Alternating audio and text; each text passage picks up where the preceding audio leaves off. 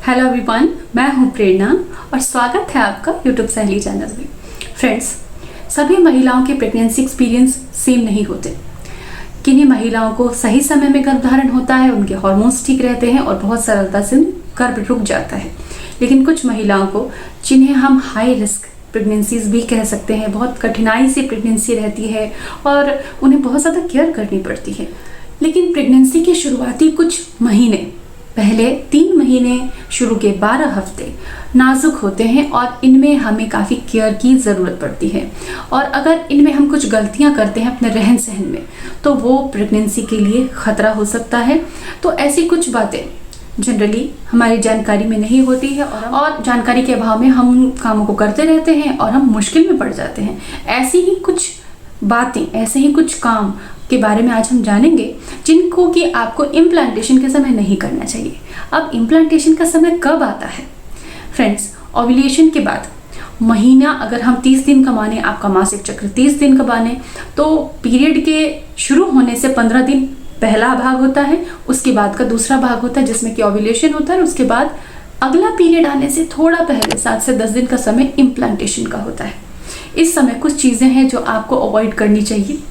अगर आपको गर्भ धारण करने में कठिनाई आ रही है या फिर बहुत प्रयास के बाद, बहुत मेडिकेशन के बाद, बहुत सावधानियों के बाद आपको गर्भ ठहरा है, तो आपको इन बातों को ज़रूर फॉलो करनी चाहिए। और ना ही केवल इम्प्लांटेशन के पीरियड में, बल्कि शुरू के 3 महीने तक आपको ज़रूर फॉलो करना चाहिए।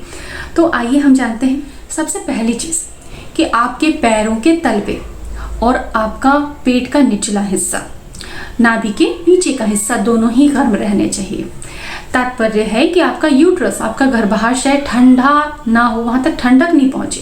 पैर के तलवों से ब्लड फ्लो ऊपर की तरफ आता है। अगर पैर के तलवे ठंडे रहेंगे तो यूट्रस को ठंडक मिलेगी। और ये कोल्ड ब्लड प्रेगनेंसी के लिए अच्छा नहीं माना जाता ट्रेडिशनल मेडिसिन थेरेपी में। हालांकि इसका मेडिकल साइंस में कोई वर्णन नहीं है, कोई बातचीत नहीं है, लेकिन ट्रेडिशनल जो थेरेपीज होती हैं उनमें इनके बारे में बहुत अच्छे से बताया है और ये देखा भी गया है, ये प्रमाणित भी है। तो आप अपने पैरों में सॉक्स पहन सकती हैं, स्लीपर्स डाल के रख सकती हैं और पेट के निचले हिस्से को कॉटन के कपड़े से रैप कर सकती हैं। उस पर मैंने अलग वीडियो बनाया है कि कैसे रैप करना चाहिए और वो तरीका क्या होता है, उसको आप कैसे सीखेंगे। इन दिनों हमें थोड़ा सा खाने पे संयम कर लेना है। अगर हमें बहुत चटपटा बाहर का या कुछ अलग तरीके का खाने का मन करता है तो रुक जाएं। घर पे बना हुआ संतुलित आहार खाएं जिसमें तेल मिर्च बहुत ज़्यादा नहीं हो, जिससे कि आपको एसिडिटी ट्रिगर हो सके। कई बार बहुत ज़्यादा स्पाइसी खाने से बॉडी हीट होता है और वो आपकी प्रेगनेंसी को हार्म कर सकता है। तीसरी जो खास बात है कि इस समय मनोरंजन के लिए, खुद पर स्ट्रेस फ्री रखने के लिए लोग बाहर निकलते हैं, तो आप डेफिनेटली वॉक कीजिए, थोड़ा बहुत गार्डन में भी घूम सकते हैं आप, लेकिन अननेसेसरी लॉन्ग ट्रेवल आपको नहीं करना चाहिए। ट्रैवल के दौरान आप बहुत ज़्यादा लोगों के संपर्क में आते हैं, आपको इन्फेक्शन का खतरा हो सकता है। आप बाहर का पानी, बाहर का फूड लेते हैं जो कि आपको बहुत सारी इन्फेक्शन दे सकता है। इसीलिए लॉन्ग ट्रेवल को अवॉइड करना चाहिए, जो कि बाद में भी किया जा सकता है। अब बात आती है एक्सरसाइज की कि क्या इन दिनों एक्सरसाइज करनी चाहिए? तो एक्सरसाइज का बहुत महत्व है इम्प्लांटेशन सक्सेस होने में, क्योंकि एक्सरसाइज करने से आप तनाव मुक्त रहते हैं। आपके बॉडी के अंदर हार्मफुल केमिकल्स बिल्कुल भी नहीं बनते हैं। इसके अलावा एक्सरसाइज आपकी बॉडी में ब्लड फ्लो को बनाए रखती है और आप बहुत एनर्जेटिक, बहुत शांत महसूस करते हैं। लेकिन कुछ ऐसी एक्सरसाइज है जो आपको इस समय नहीं करनी चाहिए, जैसे कि बहुत हैवी एक्सरसाइज। अगर आप जिम करते हैं तो बहुत हैवी एक्सरसाइजेस ना लगाएं जिम में जाके।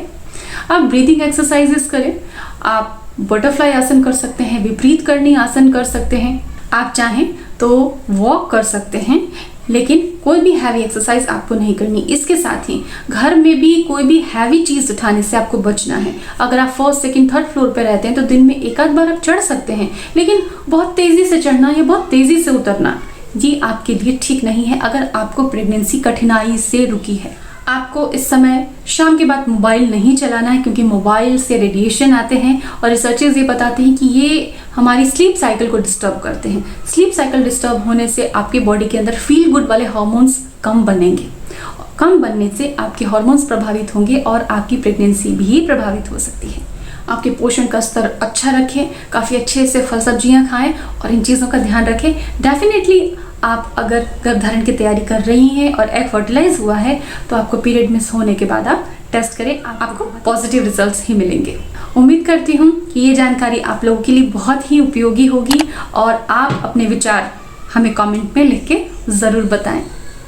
शुभकामनाओं के साथ, नमस्कार।